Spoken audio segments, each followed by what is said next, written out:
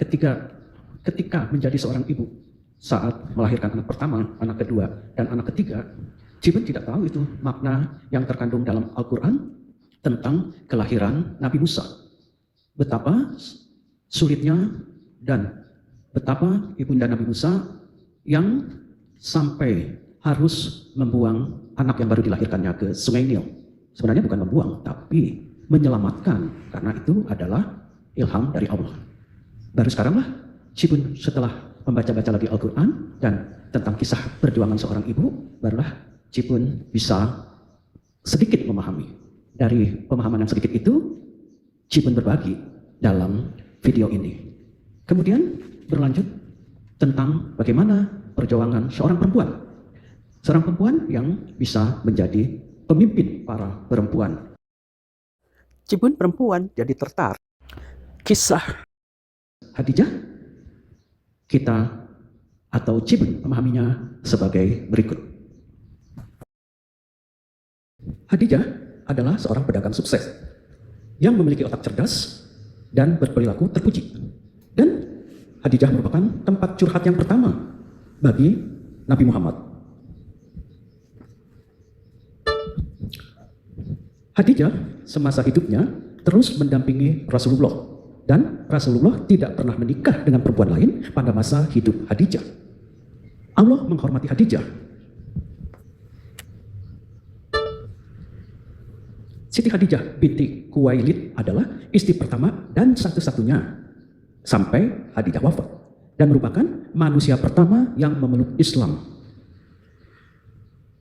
Pada masa itu, Hadijah, saudagar kaya raya dan cerdas serta berperilaku terpuji, membutuhkan orang terpercaya untuk memimpin kafilah dagangnya yang besar. Dan karena kekaguman Hadijah terhadap berita-berita bahwa ada seorang pemuda yang cerdas dan dapat dipercaya, maka Hadijah pun meminta Muhammad untuk memimpin kafilah dagangnya. Namun, ternyata kekaguman Hadijah terhadap perilaku kejujuran dan kepemimpinan Muhammad tidak berhenti sampai menjadikannya manajer. Namun juga Hadijah menginginkan Muhammad yang dapat mendampinginya. Oleh karena itu, Hadijah mengutus sahabatnya untuk meminang Muhammad. Maka sahabatnya mendatangi Muhammad untuk menanyakan kesediaannya menjadi suami Hadijah. Yang pada masa itu, sebenarnya yang ingin melamar Hadijah tidak kurang jumlahnya. Mereka adalah para bangsawan, pedagang kaya raya yang ingin menjadikan Hadijah sebagai istri. Namun, Hadijah menolak semua lamaran. Mungkin mereka memang bukan jodoh Siti Hadijah. Mengenai menemukan jodoh yang tepat dan di waktu yang tepat adalah merupakan ketentuan Allah Subhanahu wa Ta'ala yang sudah tertulis di Lauhul Mahfuz. Namun, penjemputan jodohnya melibatkan ikhtiar dan doa dari manusia. Menemukan jodoh seseorang merupakan gabungan antara ketetapan takdir ilahi dengan tanggung jawab manusia demi ibadah untuk memiliki pasangan yang baik. Seperti saat Hadijah memilih Muhammad demi ibadah. Mengenai jodoh seseorang telah disiapkan Allah dan telah dijelaskan dalam surat An-Nahl ayat 72 bahwa semua umat manusia mempunyai pasangan dan rezekinya masing-masing. Mengenai jodoh tersebut telah ditetapkan jauh sebelum manusia dilahirkan. Membaca surat An-Nur ayat 26 disebutkan seseorang yang baik cenderung dipertemukan dengan orang baik pula secara karakter dan kesalehan. Mungkin falsafah Jawa tentang mencari jodoh yang setara berpusat pada konsep bibit, bebet, dan bobot itu terinspirasi dari surat An-Nur. Hal tersebut digunakan sebagai pedoman moral dan sosial untuk menciptakan pernikahan yang harmonis atau sakinah dan seimbang, sehingga akan minim konflik di masa panjang pernikahan yang merupakan ibadah terpanjang. Yang dimaksud dengan bibit adalah garis keturunan atau asal-usul. Jadi mencari jodoh harus dicari asal-usul dari orang yang kita inginkan. Dilihat dari garis keturunan orang tua. Dengan kesetaraan bibit atau asal-usul keturunan, insya Allah akan membuat visi pernikahan lebih mudah menyatu. Dari bibit yang seimbang, diharapkan menghasilkan keturunan yang bermutu. Seperti kata pepatah, buah tidak akan jauh jatuhnya dari pohonnya. Lalu mengenai bebet. Bebet adalah status sosial dan kesiapan ekonomi. Dengan kesetaraan bebet, meminimalkan kesenjangan gaya hidup dan benturan budaya antar kedua keluarga. Bukan ketampanan dan kekayaan yang disetarakan, tapi gaya hidup yang setara dengan masing-masing status sosialnya. Lalu mengenai bobot, yaitu kualitas diri dan kompetensi. Apa itu?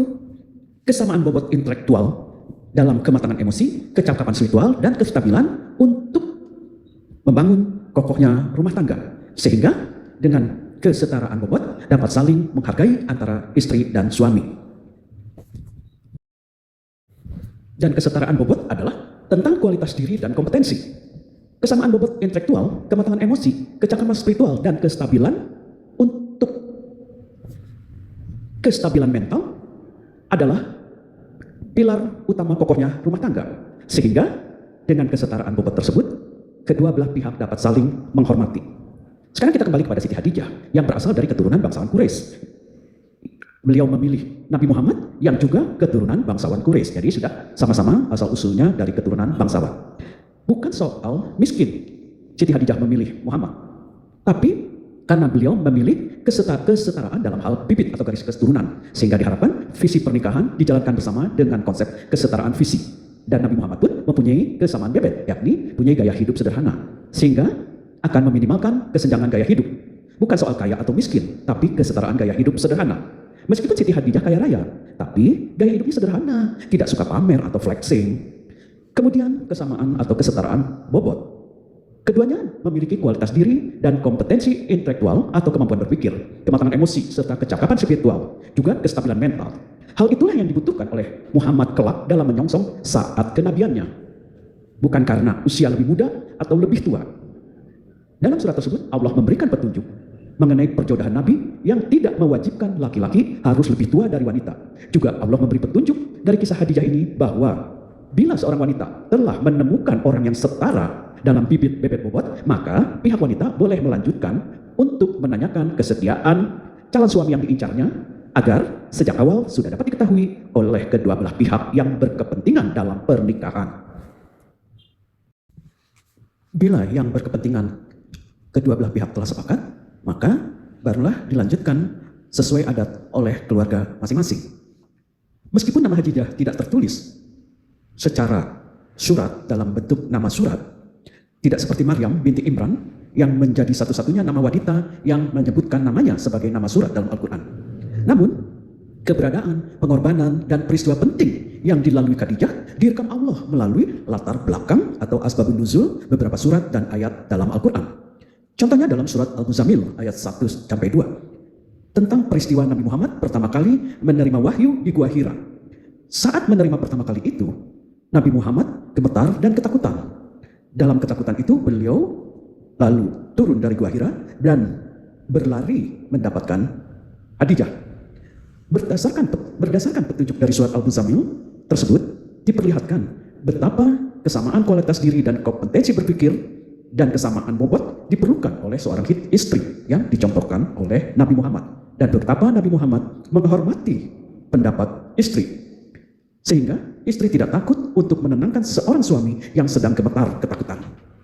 Lalu dalam surat Ad-Duha ayat 8 yang memberikan pedoman pada umat Islam bahwa kekayaan Khadijah adalah salah satu jalan Allah memberikan kecukupan dan kekayaan kepada Rasulullah melalui jalur pernikahan. Bukan berarti Rasulullah hanya menerima saja dengan ongkang-ongkang kaki kekayaan berlimpah istrinya, tapi beliau dengan usaha dan perdagangan yang dipimpinnya lah yang menyebabkan kekayaan itu tetap berlanjut. Jadi kekayaan tersebut tidak didapat oleh Nabi Muhammad secara cuma-cuma, tapi beliau menjadi manajer dan mengikhtiarkan keberhasilan perdagangan yang dibawanya melintasi gurun pasir. Ikhtiar diusahakan oleh beliau karena beliau memiliki kemampuan berpikir yang setara dengan kemampuan berpikir Khadijah. Kemudian Allah berfirman dalam surat At-Tahrim ayat 11 tentang pemimpin wanita di surga. Di antaranya selain Khadijah ada Asyah, istri Fir'aun yang membesarkan Nabi Musa. Lalu ada Maryam binti Imran. Belajar dari firman Allah yang spesifik tertera dalam surat At-Tahrim itu meneguhkan bahwa Cibun jadi tambah yakin bahwa kedudukan wanita sebagai pemimpin dan orang yang punya hak bicara bukan sesuatu yang dikarang oleh para wanita itu, tapi untuk menjadi pemimpin dan suaranya bisa didengar. Mengapa seorang istri didengarkan pendapatnya oleh suami? Seperti Nabi Muhammad yang mau curhat pada istrinya Siti Hadijah.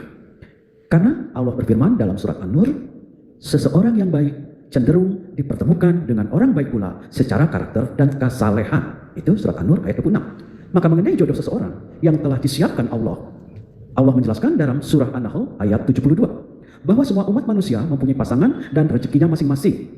Ketentuan itu telah Allah tulis di Lauh Mahfuz jauh sebelum manusia dilahirkan. Allah telah menetapkan rezeki, jodoh, dan maut setiap insan. Ketika hal tersebut merupakan rahasia ilahi yang tak ada seorang manusia pun, bahkan seorang nabi sekalipun, tidak memiliki bocoran tentang rezeki, jodoh, dan maut. Maka percayalah bahwa setiap insan akan menemukan ketika hal tersebut pada waktu yang tepat. Lalu kapan waktu yang tepat tersebut? Wallahu a'lam bishawab, karena nggak ada bocorannya. Siti Hadijah mendapatkan jodoh yang tepat. Ini contohnya ya. Saat beliau membutuhkan pemimpin dagang yang dapat dipercaya dan mampu memimpin kafilah dagang yang besar. Sedangkan Nabi Muhammad mendapatkan rezeki di waktu yang tepat. Ini menurut pandangan Cibun ya. Saat beliau dipilih Hadijah sebagai pemimpin kafilah dagang yang membutuhkan pemimpin jujur dan amanah. Seperti yang tertera dalam surat Hud ayat 6. Dan tidak satupun makhluk bergerak dan bernyawa, melainkan semuanya dijamin Allah rezekinya. Namun Allah juga memberi petunjuk pada manusia di surat Al-Isra ayat 30. Sungguh Tuhan melapangkan rezeki bagi siapa yang Dia kehendaki dan membatasi rezeki bagi siapa yang Dia kehendaki. Ketetapan datangnya maut merupakan rahasia ilahi. Berbeda dengan rezeki dan jodoh yang dalam penerapannya masih memerlukan ikhtiar. Maut atau ajal adalah ketetapan Allah yang bersifat kaku.